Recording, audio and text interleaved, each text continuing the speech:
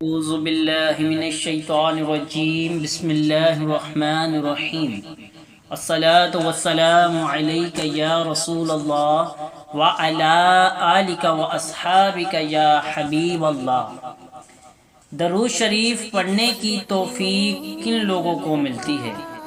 اس video کو سن کر آپ سب کا ایمان تازہ ہو جائے گا کہ درود شریف کی کثرت کی توفیق ان لوگوں کو ملتی ہے کہ جن پر اللہ عز و جل ان پر اپنا کرم فرمانا چاہتا ہے، جن پر اپنی رحمتیں برسانا چاہتا ہے، اور جن کو اپنا قرب عطا فرمانا چاہتا ہے، جنہیں اپنی محبت سے نوازنا چاہتا ہے، جنہیں اپنے مقبول بندوں میں شامل کرنا چاہتا ہے، جنہیں اپنے حبیب صلی اللہ علیہ وسلم کی توجہ اور قرب خاص کا حقدار بنانا چاہتا ہے، جنہیں اپنے حبیب صلی اللہ علیہ وسلم کی محبت کی مٹھاس عطا کرنا چاہتا ہے۔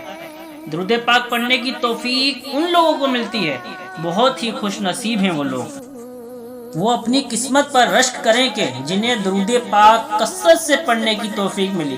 یقین مانیں یہ بہت بڑی نعمت ہے۔